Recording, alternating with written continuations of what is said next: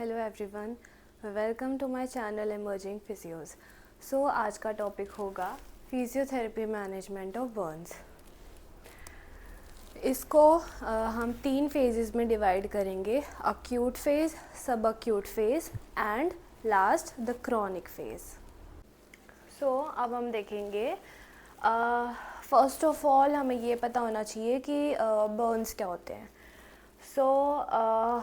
Burns सबको पता होगा, सबने देखा भी होगा, कभी कभी किसी को हुआ भी होगा।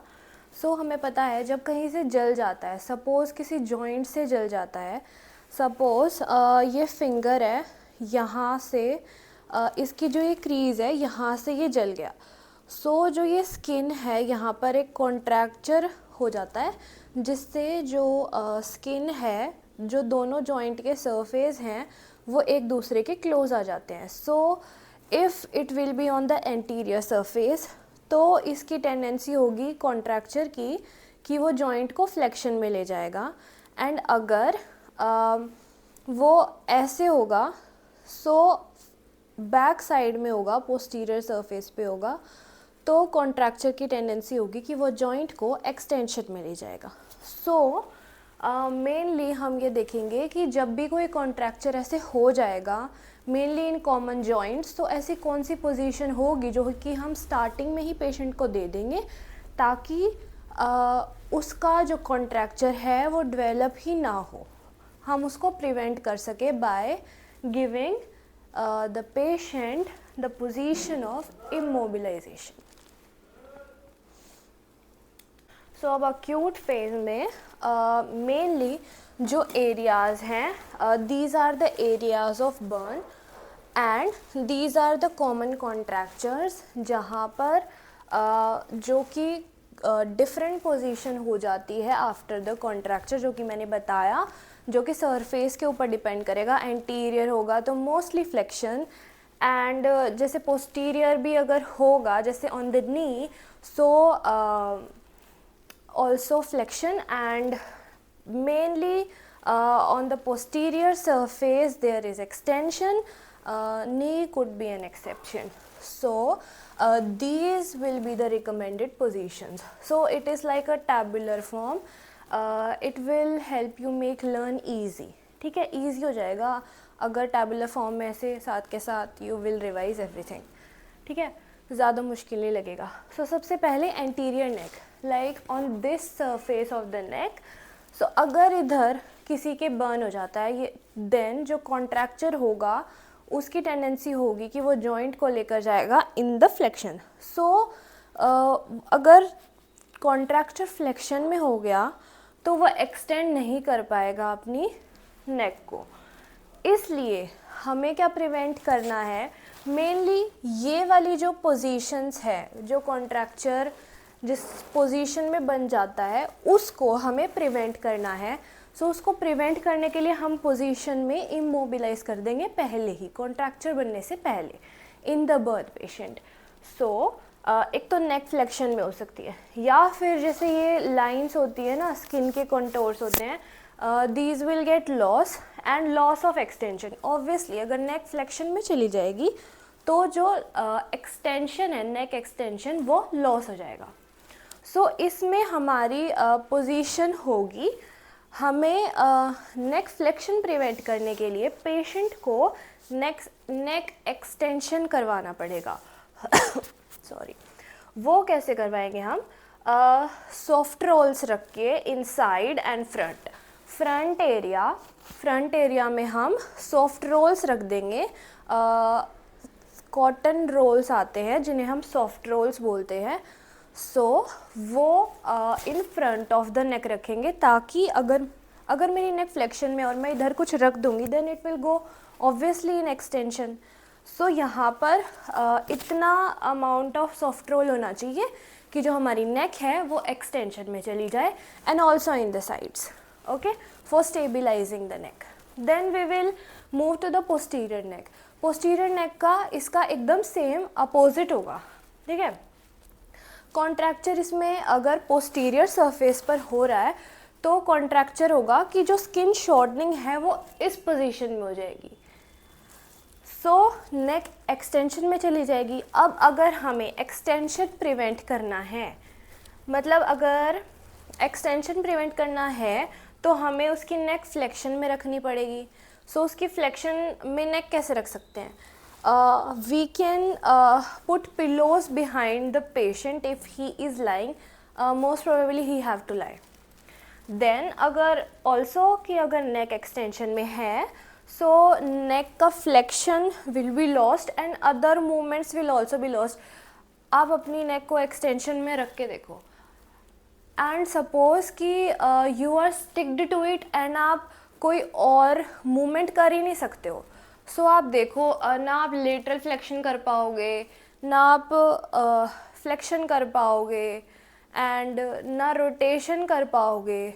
देन उन मूवमेंट्स का लॉस हो जाएगा। And also in the axilla, axilla is this area, अगर यहाँ पर और चेस्ट पर कोई बर्न हो जाएगा तो क्या होगा, जो मेरा हाथ है वो ऐसे ही अटैच्ड हो जाएगा अडक्शन पोजीशन में। लेकिन हमें क्या करना है, इसे प्रिवेंट करना है। So there will be very less abduction, जो ये पोजीशन है ये नहीं हो पाएगा। And also the protraction, like also the shoulder protraction, ये भी नहीं हो पाएगा। सो हम क्या करेंगे, पेशेंट को या तो लाइंग में कर सकते हैं या सिटिंग में कर सकते हैं, depends on the comfort zone of the patient and also the severity of the burn. ठीक है। सो आर्म को एबडक्शन में कराना है। सो हम इसके अंदर पिलोज भी यूज़ कर सकते हैं, या फिर अगर पेशेंट लाई कर रहा है या स्टैंड कर रहा है, सो जो आईवी कैनुला वाला स्टैंड होता है उस पर हम पेशेंट को ऐसे इस पोजीशन में उसका हाथ बांध भी सकते हैं। और हम कर सकते हैं फिगर ऑफ 8 बैंडेजिंग कर सकते हैं, ताकि उसको अलग से स्ट्रेच मिल जाए, जो कि सिमिलरली इस पोजीशन में होती है। And figure of 8 bandaging around the chest. Okay, अब we will come to the anterior elbow. अगर एल्बो के एंटीरियर सरफेस में होगा, so skin shortening will be in elbow flexion. हमें एल्बो फ्लेक्शन प्रिवेंट करना है, वो हम करवाएंगे बाय एक्सटेंशन।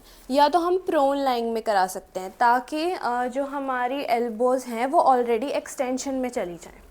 ठीक है। या फिर हम सॉफ्ट रोल्स या पिलोज का यूज़ कर सकते हैं in front of the anterior elbow.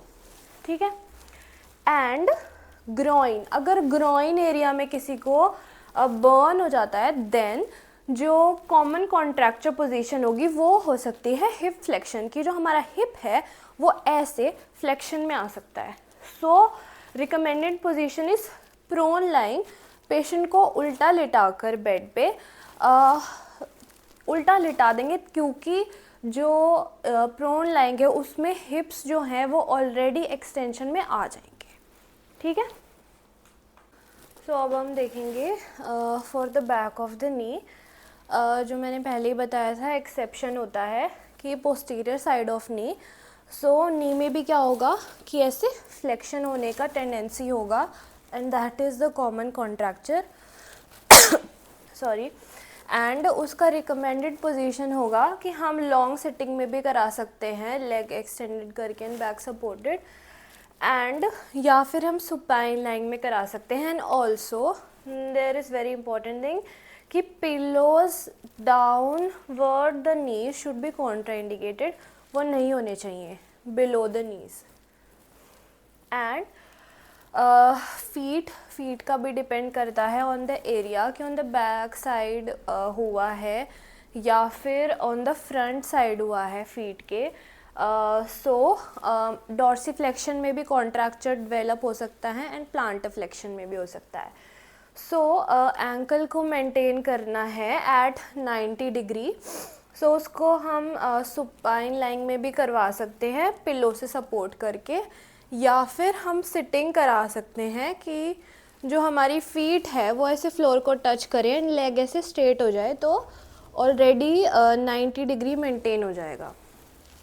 And then on the face पे क्या होगा, जो आईलिड्स हैं, आईलिड्स पर कॉन्ट्रैक्चर हो सकता है या फिर माउथ के अराउंड हो सकता है, वो ओपन या क्लोज नहीं कर सकता है उसको, अगर हुआ तो then there should be regular change of expressions. बार बार उसको बोलना है कि अपने एक्सप्रेशंस चेंज करते रहो, डिफरेंट डिफरेंट पोजीशन में होता रहे फेस। एंड माउथ के अंदर सॉफ्ट रोल्स डाल सकते हैं अगर वो इस तरीके से हुआ है कि he can not open his mouth, so soft rolls insert किए जाते हैं इनसाइड द माउथ। सो अब हम देखेंगे नेक्स्ट स्टेप है स्प्लिंटिंग। स्प्लिंटिंग में क्या होता है कि स्प्लिंटिंग या फिर splint is an external support जो हम देते हैं to the patient in burns या फिर फ्रैक्चर्स में भी ये यूज़ होता है, you know. And it is divided into two, static and dynamic. Static जो कि अपनी पोजीशन पर ही रहता है, एंड डायनामिक जो कि creates motion on the injured part. So static is divided into two, serial static and static progressive. Static, serial static में क्या होता है कि हमें बार बार रीमोल्ड करना पड़ता है जैसे जैसे कॉन्ट्रैक्चर डेवलप होता है, जैसे जैसे कॉन्ट्रैक्चर या फिर ठीक होता है। सपोज़ किसी को बर्न में कॉन्ट्रैक्चर है और वो उसका हैंड इस पोजीशन में है, सो जैसे हमने स्टैटिक स्प्लिंट लगाया तो उसने इतना इम्प्रूव किया, फिर हमें वो दोबारा से इस प्लेस पर ही मोर जो कि स्ट्रेच प्रोवाइड करेगा वो स्प्लिंट हमें रीमोल्ड करना पड़ेगा इस पोजीशन में। देन फिर this and last, okay. And static progressive में मेन बेनिफिट क्या है कि हमें बार बार रीमोल्ड नहीं करना पड़ता according to needs of the patient. So इसमें already there is a stretch that lengthens the contracture, and there is application of incrementally मतलब increasingly adjusted static force, and there is no need to remold the splint. Example is flexion straps of velcro. And अब हम देखेंगे in dynamic. Dynamic में हमें जो splint होगा वो already एक मूवमेंट प्रोवाइड करेगा to the part of the body that is injured, so it aids in initiating and performing the movements, and it controls plane of the movement कि किस plane में हो रहा है, and the range of motion of the injured part कि कितना हमें करवाना है, and it applies mobile force। अगर ये एक डायरेक्शन में फोर्स अप्लाई करेगा then जो मूवमेंट होगा बॉडी का वो अपोजिट पार्ट में क्रिएट होगा।